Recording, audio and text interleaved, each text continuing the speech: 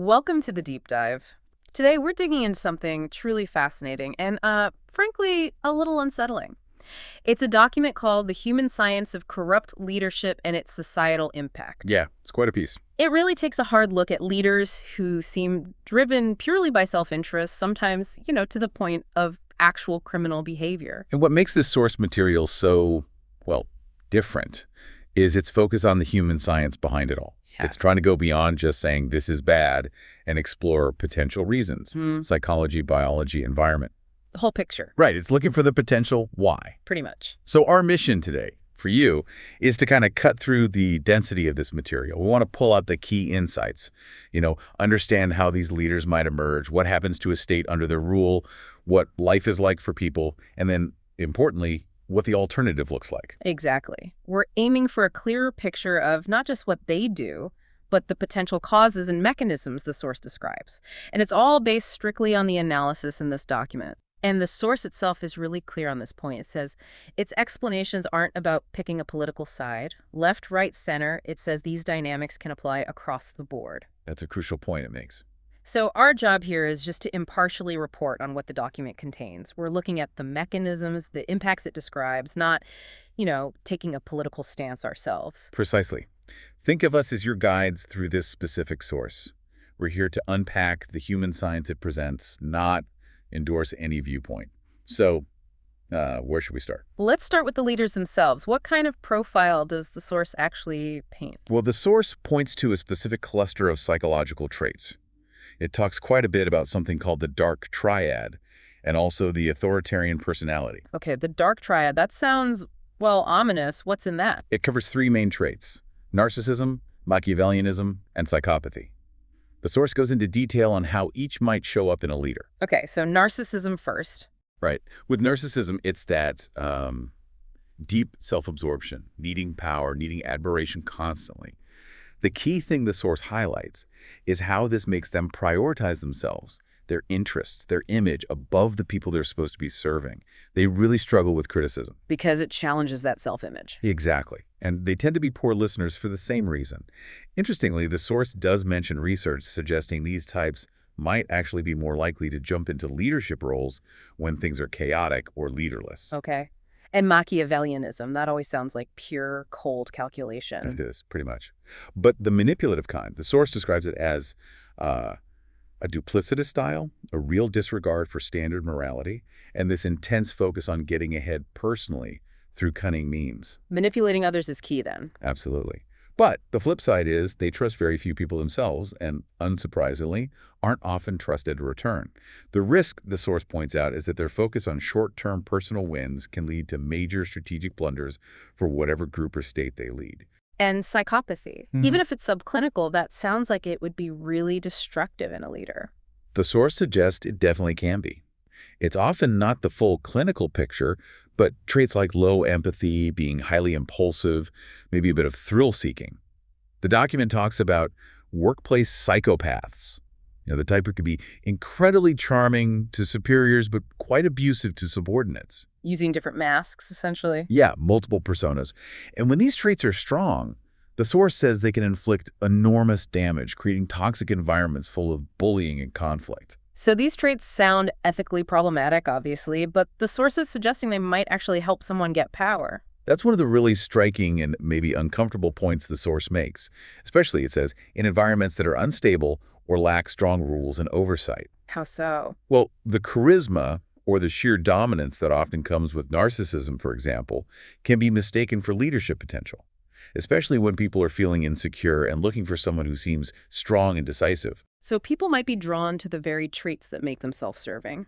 That's the potential trap the source outlines. Okay, the source also mentioned the authoritarian personality. How does that fit in? This type is really characterized by a need for order and control. They tend to show almost unquestioning obedience to authorities above them, but they can be quite harsh and oppressive towards anyone they see as below them. What are the key traits there?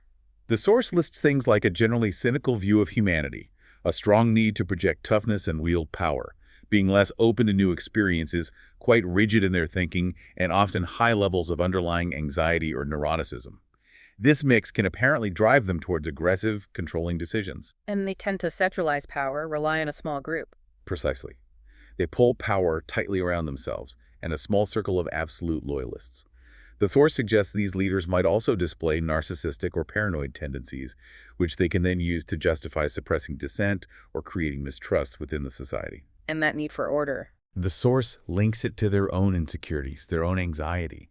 It even suggests they might exploit or, manufacture societal threats to deliberately trigger similar anxieties in the population. Making people more receptive to strong control. Exactly. Feeling threatened makes people look for protection, for strong leadership, even if it's controlling. So when you combine the dark triad's self-serving manipulation and lack of empathy with the authoritarian's demand for obedience and control, you get a really potent combination, according to the source. It sets the stage for leadership that's not just personally self-interested, but becomes systematically oppressive and prone to using criminal or unethical means just to hold on to power and, frankly, get rich. They seem to have both the psychological drive and the method for it. that paints a pretty clear picture of the leader profile. But where does the source suggest these traits actually originate? It mentioned the broader human science, biology, genes, environment. Yeah, it stresses it's not simple. It's a complex interplay, nature and nurture. The source does point to research suggesting a pretty significant genetic component for some of these traits. Like inherited tendencies. To some extent, yes. It mentions 10 studies, for instance, that suggest traits like psychopathy and narcissism have a measurable heritability.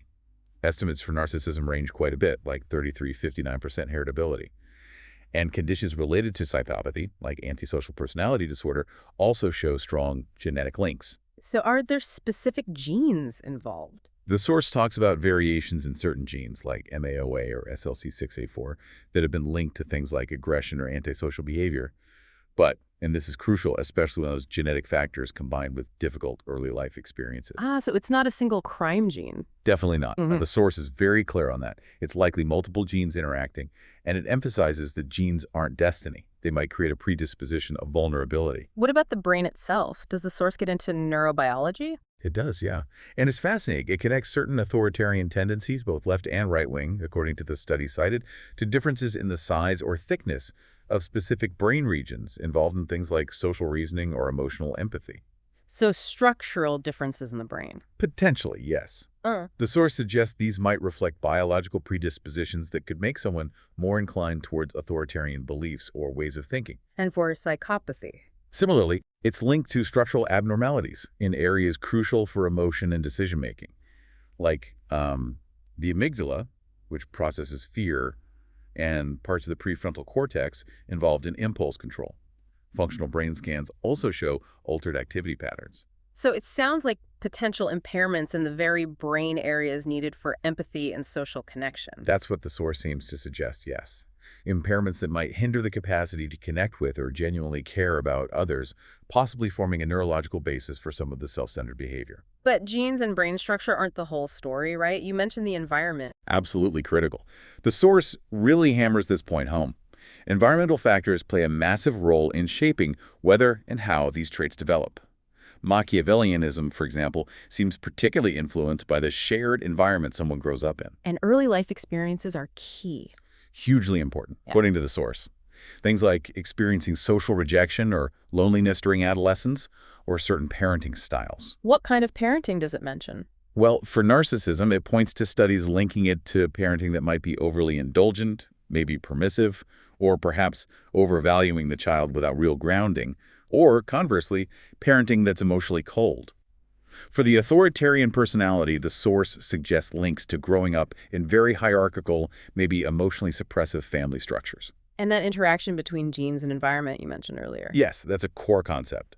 The source gives a specific example.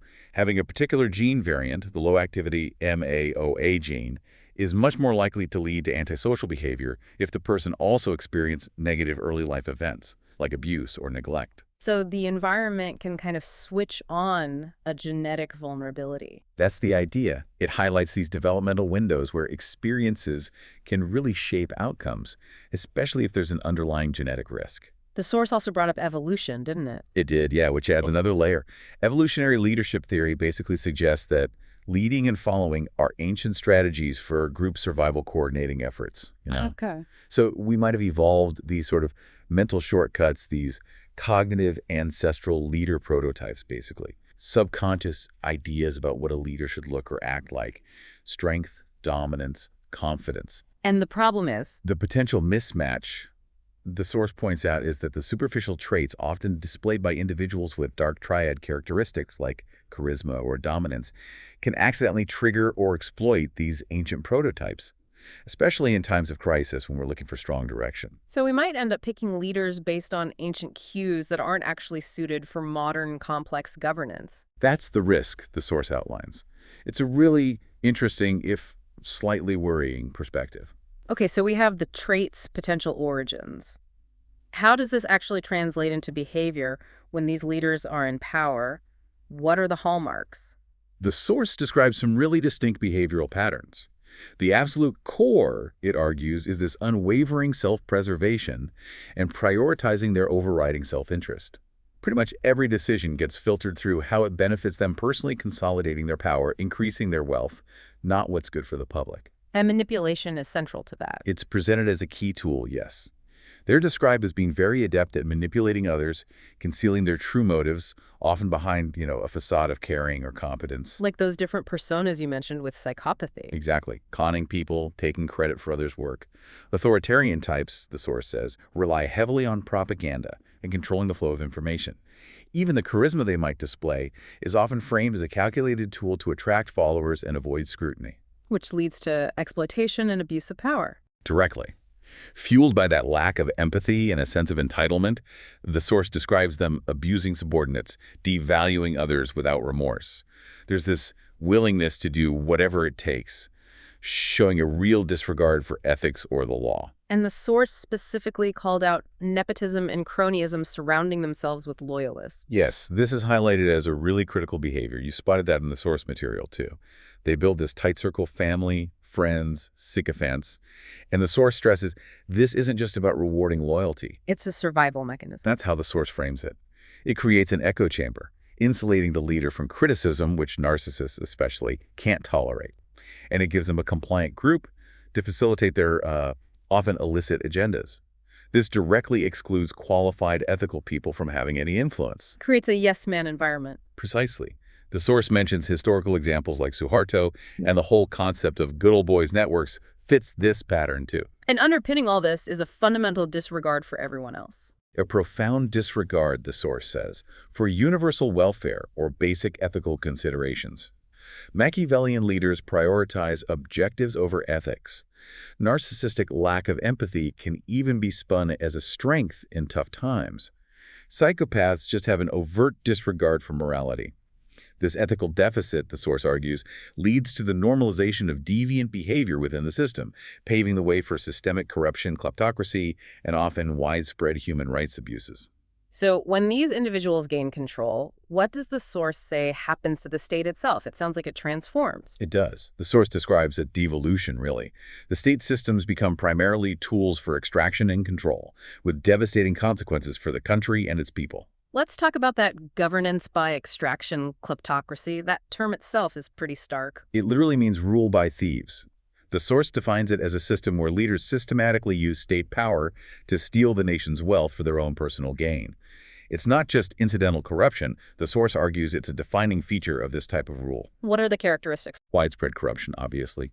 Cronyism, suppressing opposition, a total lack of transparency and accountability, and the blatant exploitation of state resources. They basically treat the national treasury like a personal piggy bank, often siphoning huge sums into offshore accounts. The source gives examples like Putin's Russia, Abacha's Nigeria, Marcos' Philippines, Mobutu's Zaire, stark cases. How do they actually manage to pull this off on such a scale? The source outlines various mechanisms: simple embezzlement, bribery, abusing public funds, kickbacks, giving favors to compliant corporations or those owned by cronies. But modern kleptocracy, it notes, is sophisticated. Or hidden. Yes. It relies on complex money laundering, using shell companies, often needing help from complicit financial institutions, lawyers, accountants, even in Western countries, to hide the stolen assets. Luxury real estate in major cities is mentioned as a common way to stash the cash. There's also something called reputation laundering, using PR firms and legal teams to polish their image and suppress investigations. So it's like the leader's individual pathology just gets scaled up to become the national strategy? That's exactly the link the source makes. The self-interest, the manipulation, the lack of empathy, the disregard for rules, they all find systemic expression. Systemic corruption becomes the lifeblood. The source also points out the strong association between authoritarianism and corruption. Autocratic cliques capture the state. Transparency International's index consistently highlights this. And it's not just the leader getting rich. No, the source clarifies it extends to that narrow circle we discussed: associates, family, loyalists. This creates an entrenched elite class that benefits massively and thus has a strong interest in perpetuating the system. It aligns with the leader focusing only on those who support them. You mentioned international enablers being crucial. Yes, a key point in the source. Kleptocracy often depends on major global banks, law firms, accounting firms, facilitating the movement and hiding of stolen money, often in countries perceived as having strong rule of law. The source suggests this highlights a real challenge, maybe even hypocrisy, in the global financial system. And resource-rich nations are especially vulnerable. Very much so. Their natural wealth is seen as an opportunity for plunder, not national development. It amplifies the resource curse. The source mentions Nigeria, Angola, Azerbaijan as examples where vast resource wealth hasn't translated into broad prosperity, partly due to this dynamic. So to keep this extraction machine running, they have to maintain power. How does the source say they achieve that? Through equally systematic mechanisms of control, classic authoritarian tactics. Power becomes highly concentrated, usually through repression and actively excluding any potential challengers. You typically don't see free and fair elections, civil liberties are drastically cut back, and any separation of powers is undermined. But modern authoritarians, the source notes, can be quite clever about it. They might maintain a sort of veneer of democratic legitimacy, holding elections, but they're heavily managed or rigged, using salami tactics to erode democratic institutions slice by slice, or creating a facade of legality with laws and constitutions that actually legitimize their power grabs. Making it harder to challenge them. Exactly. It makes accountability much more difficult. And dissent is just crushed. Absolutely central to maintaining control, according to the source. Systematic use of force, pervasive surveillance, legal harassment, arbitrary arrests, torture, even extrajudicial killings, all used to create a climate of fear and silence critics. Basic freedoms disappear. Freedoms of speech, assembly, association, they're severely curtailed. Critics, journalists, opposition figures are actively targeted. Protesting itself often becomes a crime. And information becomes a weapon for them. Critically important for shaping perception, glorifying the leader or the regime, demonizing opponents. State-controlled media pumps out propaganda and disinformation to cripple opposition, shore up support, often by manufacturing grievances, and create smokescreens to hide abuses or power grabs. Even education systems can be co-opted for indoctrination. And this control is essential for the kleptocracy side of things. Yes, because it prevents public scrutiny of the theft. If people don't know what's happening or are too afraid to speak out, the looting can continue. What about the cult of personality? Another common tactic mentioned. Fostering unquestioning loyalty, making criticism seem like betrayal. The source notes this aligns particularly well with narcissistic leaders' needs for admiration and empire building. And again, the source links these controls back to the leader's psychology. Intolerance of criticism fuels propaganda. The authoritarian need for order drives suppression. The state becomes an extension of the leader's pathology, ensuring their needs are met, usually at the expense of the population. This involves weakening checks and balances, like legislatures and courts, or stacking them with loyalists. That paints a really bleak picture for the state. What about the broader effects on society, on the people living under this? The societal ramifications described by the source are devastating. Economically, it's often catastrophic. Resources get misallocated, stolen instead of invested in public goods. Rampant corruption scares off legitimate investment, stifles competition. It leads to stagnation, poverty, huge inequality. That 25% African GDP loss estimate you mentioned earlier. Yeah, that starkly illustrates the scale. And it creates intergenerational poverty. When funds for education and healthcare are stolen, the poor stay disadvantaged while the elites park their stolen assets abroad. It directly undermines global development goals. And public services just crumble. It's a direct result. Quality of life plummets. Money meant for hospitals, schools, roads gets embezzled. The state fundamentally fails in its basic responsibilities to its citizens. The source also highlights generally worse public health outcomes in authoritarian states. Limited or unequal access, mismanaged resources. It gives North Korea as an extreme example, military over health. A leader's ideology can also hinder things. The source links right-wing authoritarianism to vaccine hesitancy due to mistrust, potentially fueling preventable diseases. And even when some regimes claimed COVID success, there were serious concerns about data transparency and using emergency powers for broader control. And the human cost, beyond economics and health. The human toll is profound. Pervasive human rights violations are the norm: denial of freedoms, arbitrary arrest, torture, killings to silence dissent. Socioeconomic rights are undermined by the corruption and inequality, too. The source makes a powerful argument that these regimes are the root cause of many major global problems: wars, crises, repression, forced labor. That 97% of refugees figure is shocking. It really is. It underscores what the source calls the total impact. It affects everything. And it hits everyone, but some groups harder than others. Yes, the source points out that vulnerable groups face compounded impacts. It discusses the impact on all genders, often leveraging or reinforcing existing inequalities. Women's rights are frequently targeted. The Taliban and Saudi Arabia are cited. Authoritarian personalities might promote patriarchal norms. Women might adopt obedience simply to survive. Then there's the impact across all age groups. Children suffer from indoctrination, intergenerational poverty, lost futures.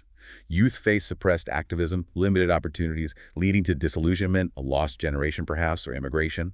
The elderly are vulnerable as surfaces decay. And specific populations. Ethnic minorities are often scapegoated or targeted, like the Uyghurs in China, according to the source.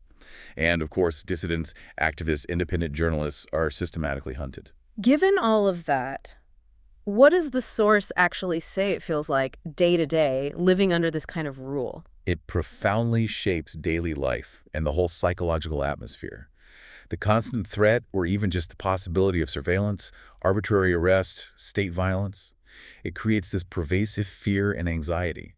The source suggests this might even be a deliberate tool of control, possibly linked to the leader's own anxieties projected outwards. A kind of psychological siege. How does that affect mental well-being? Across the board, the source says, suppressing free speech stifles people's sense of self. State indoctrination can lead to cognitive dissonance, struggling to reconcile what you see with what you're told, or even internalized oppression, where people start doubting their own perceptions. Feeling powerless must be overwhelming. Exactly. It can lead to learned helplessness, chronic stress, depression, resignation, just constant underlying distress from the uncertainty. And the trauma aspect must be huge. Absolutely. Direct experiences of violence, torture, loss, or just witnessing constant injustice inflicts deep trauma, both individually and collectively. And the source notes this can be passed down intergenerationally. Parents teaching children caution, cynicism, fear. It's a legacy of distress impacting long-term health across age groups. PTSD, anxiety, depression are common consequences. One of the most maybe insidious effects sounds like the corrosion of trust. Yeah, this is a central theme in the source's analysis of the citizen experience. Systemic corruption and cronyism just destroy faith in government and institutions. Lack of transparency, lack of accountability. How can you trust? The source mentions that globally over half the world distrusts government. It's likely far worse under kleptocrats. Perceived corruption strongly correlates with low trust. That facade of legality just breeds cynicism. And does this erosion of trust extend beyond institutions, like between people? It can, yes. The source suggests it permeates the social fabric, damaging generalized social trust, that basic faith in strangers. Low-trust societies struggle with shared ethics, cooperation is difficult, institutions are unreliable, unfair courts, insecure property rights. Fear and surveillance must make it worse. Definitely. Fear, surveillance, propaganda, encouraging, informing on neighbors, all that damages interpersonal trust. It leads to a more atomized society where collective action is really hard to organize. It sounds like a truly vicious cycle. It really is. Corruption erodes confidence. Low trust makes people less likely to comply or participate constructively. The regime then uses that as justification for more repression, which further destroys trust. It just spirals downwards. The source had that interesting point about immigrants and trust. Yes, the trust paradox. Immigrants from high corruption countries might initially show higher trust in their new host country's institutions simply because their baseline expectation from back home is so incredibly low. An indirect measure of how bad things were. Exactly. The source presents it that way. It shows how profoundly damaging kleptocratic rule is, shaping core expectations. Of course, that initial trust can evolve as they learn more about the host country. What are the main consequences of this pervasive low trust? They're severe. It can fuel social unrest. It weakens social cohesion because corruption often exacerbates existing divisions. And it makes solving any collective problem much harder because cooperation relies on mutual confidence. But despite this bleak picture, people aren't just passive victims, are they? The source talks about human expectations, adaptation, resistance. Right, it's not monolithic. The source describes a spectrum of responses. On one end, you have adaptation strategies, mostly focused on survival. Like what? Compliance or obedience, especially maybe for women in very unequal societies. Cynicism and apathy, just withdrawing into private life, developing informal economies or networks to bypass the corrupt state.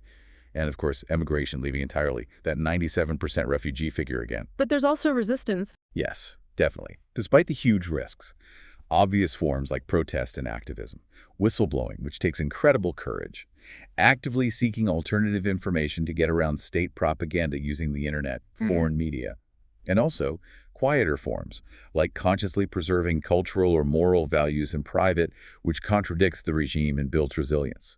How does living through this for a long time change people's fundamental expectations of government? It shifts them, the source suggests. For some, maybe expectations lower dramatically, minimal repression feels like a win. But for others, the experience of oppression, of denied rights, of injustice, actually fuels a stronger desire for the opposite, for justice, accountability, freedom, ethical leadership. So the aspiration remains. It persists, the source argues, even if it has to operate underground, kept alive by resistance, by human rights defenders. And even in closed societies, global connections and information about alternatives can still shape expectations and fuel dissatisfaction. Okay, let's pivot. Let's look at the opposite. What does the source describe as a system free from the self-serving criminal leadership? What's the alternative? The source paints a picture of principled governance. It's founded on justice, accountability, and a focus on the common good. And it argues this aligns much better with basic human needs for fairness, security, and having some agency over our lives. What are the pillars of that kind of just system, according to the source? The absolute foundation is the rule of law. This means everyone, including the government itself, is subject to clear, known, stable laws that are applied fairly and protect human rights. Why is that so fundamental? Because it ensures accountability, limits arbitrary power, safeguards rights, creates predictability, and fosters trust. The source breaks it down. Supremacy of law, equality before the law, transparent lawmaking, an independent judiciary, a free press, citizen oversight, these are the components. Transparency seems key there as well. Crucial. Government actions, decisions, processes need to be open to public scrutiny. Information should be accessible, understandable. Officials need to be responsive. The source sees this as vital for trust and enabling citizens to actually participate meaningfully. Things like open data, freedom of information laws, financial disclosures, whistleblower protection all support this. And accountability. Meaning officials and institutions are genuinely answerable for their actions to the public, to oversight bodies. There have to be real consequences for misconduct. Parliaments, the source notes, play a key role here, scrutinizing government actions and spending, ensuring integrity. What about the term good governance? The source uses the OHCHR definition, basically. The processes and institutions that manage public affairs and resources in a way that realizes human rights. It encompasses transparency, responsibility, accountability, participation, responsiveness. Good governance and human rights reinforce each other, it argues. It applies across the board: institutions, service delivery, rule of law, anti-corruption efforts.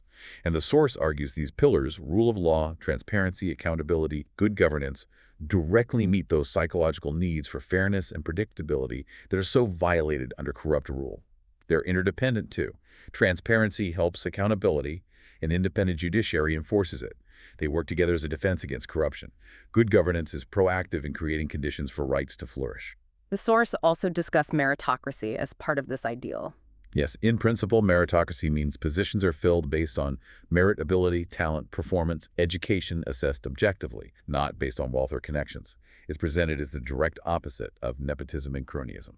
What are the potential upsides? Getting competent people in charge, preventing corruption, fostering social mobility, valuing contributions, creating a sense of fairness. But the source mentioned pitfalls, too. Crucial pitfalls, yes. Interestingly, the term was apparently coined as a critique, warning it could create a new elite based on narrow definitions of merit. Practical problems include, how do you even define and measure merit fairly? And if the opportunities to acquire merit, like good education, are already skewed by wealth or connections, doesn't meritocracy just end up reinforcing existing inequalities? So it needs equality of opportunity to really work. Exactly. And there's another issue the source calls the merit trap. Which is? Individuals with those dark triad traits we discussed earlier are often very skilled at faking competence, manipulating evaluations, using charm and self-promotion. If merit is judged superficially, they might actually outperform genuinely ethical, competent people. A naive meritocracy could end up selecting the exploiters. So merit has to include ethics. Critically important, the source argues. For meritocracy to be a real alternative, merit must encompass ethical integrity, empathy, a commitment to the public good, alongside competence. This requires robust character assessment, which the source admits is a real challenge. How do you reliably measure ethics? It also notes that even in systems claiming meritocracy, like China, vested interests in corruption often undermine the ideal. How does trust fit into this picture of principled governance? It sounds fundamental. Absolutely fundamental. It's about fostering high-trust societies, the stark opposite of what happens under criminal leaders. High-trust societies have strong interpersonal trust and trust in institutions. There are shared ethics, mutual expectations that go beyond just fearing punishment. Low-trust societies lack that shared ethic, rely on small networks, and have corrupt institutions. The source describes high-trust cultures as having more self-supervision, less need for oppressive control, empowering structures, less bureaucracy, more citizen involvement, respect for property, trusted courts, functional democracy, even higher voluntary tax compliance. Trust in institutions is essential for any system, especially democracy. Citizens comply, support services, grant legitimacy. High political trust fosters cohesion, peaceful transitions, reduces extremism. How does a society actually build that kind of trust? The source argues it starts with trustworthiness, individuals and institutions consistently behaving ethically and lawfully. Trust grows as a response to seeing that consistent good conduct. Liberal democratic institutions can help foster this, but ultimately transparency and accountability are indispensable building blocks. The human science angle here, the source notes, links back to evolution. Cooperation is key for us. Social trust creates stability based on shared expectations of moral behavior. This moral consensus acts as a deterrent. Corrupt acts violate norms and face social condemnation. And there's an economic payoff to trust. A big one. The source calls it the economic efficiency of trust. High trust reduces the need for costly monitoring, control, bureaucracy, all hallmarks of low-trust, suspicious regimes. It frees up resources for productive activities, contributing to prosperity for everyone. So the ultimate outcome of this kind of principled leadership sounds like societal flourishing. That's the vision the source presents. It creates conditions for broad flourishing. Enhanced human rights and freedoms. People are safe, free from fear. Improved public services and quality of life resources go where they're needed. Healthcare, education, infrastructure, social safety nets, economic prosperity and equity. A stable, fair environment fosters development, shares benefits, promotes opportunity. Stronger social cohesion and civic engagement. Trust builds stability and encourages participation. Better psychological well-being, less fear, more fairness, security, agency, optimism. And it aligns with sustainable development. And this benefits everyone across the board. Yes, the source argues it addresses diverse needs, promotes gender equality, empowers women, invests in children and youth through education and health, provides social support for the elderly and vulnerable, creates equal opportunities for talent regardless of background. The source calls it an empowerment dividend. It's a long-term investment in people that strengthens the whole society, its innovation, productivity, resilience. Wow.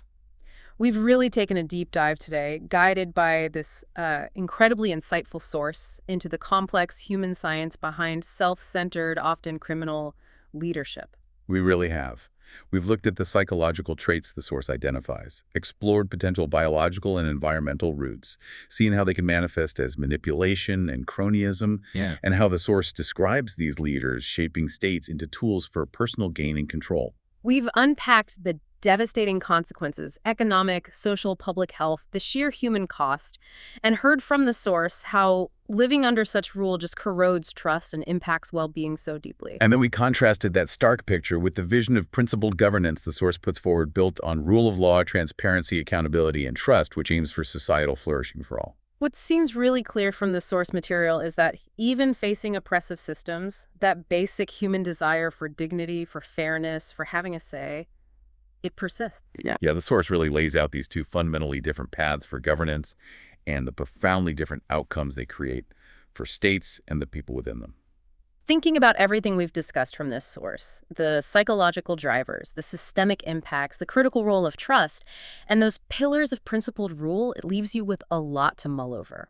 Given our innate capacity for cooperation and that powerful human desire for justice the source highlights, here's something to think about. How can understanding these subtle signs of self-serving leadership and knowing what the concrete building blocks of ethical governance actually look like help you better navigate the world around you and maybe even contribute, in your own way, to building trust right there in your own communities? This is DigitView.